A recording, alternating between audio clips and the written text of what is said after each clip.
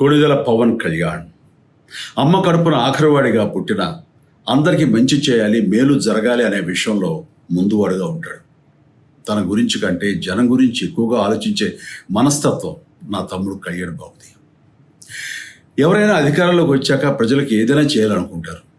కానీ కళ్యాణ్ తన సొంత సంపాదనని కౌలు రైతులు కన్నీళ్లు తుడిచేందుకు ఖర్చు పెట్టడం, సరిహద్దు దగ్గర ప్రాణాలొడ్డి పోరాడే జవాన్ కోసం పెద్ద మొత్తం అందివ్వటం, అలాగే మత్స్యకారులు ఇంకా ఎందరికో తాను చేసిన సహాయం చూస్తుంటే ఇలాంటి నాయకుడు కదా జనానికి కావాల్సింది అనిపిస్తుంది.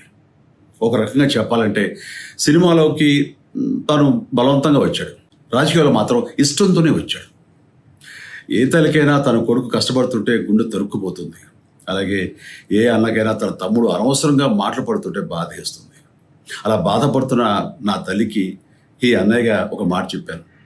నీ కొడుకు ఎంతోమంది తల్లుల కోసం, వాళ్ళ బిడ్డల భవిష్యత్తు కోసం చేసే యుద్ధం అమ్మా ఇది. మన బాధ కంటే అది ఎంతో గొప్పది అన్నాను. అన్యాయాన్ని ఎదిరించకుండా మౌనంగా ఉండే మంచివాళ్ళ వల్లనే ప్రజాస్వామ్యం మరింత నష్టం అని నమ్మి జనం కోసం జన సైనికుడు అయ్యాడు. తాను బలంగా నమ్మిన సిద్ధాంతం కోసం తన జీవితం రాజకీయాల్లోకి అంకితం చేసిన శక్తిశాలి పవన్ కళ్యాణ్.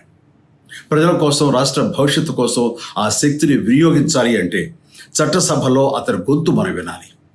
జనమే జయను నమ్మే జనసేనాని ఏమి చేయగలడో చూడాలంటే మీరు పిఠాపురం ప్రజలు కళ్యాణ్ని గెలిపించాలి. మీకు సేవకుడుగా, సైనికుడుగా అండగా నిలబడతాడు. మీకోసం ఏమైనా సరే కలబడతాడు, మీ కళ నిజం చేస్తాడు. పిఠాపురం వాస్తవ్యులకు మీ చిరంజీవి విన్నపం. గాజు గ్లాసు గుర్తుకి మీ ఓటు వేసి పవన్ కళ్యాణ్ని గెలిపించండి.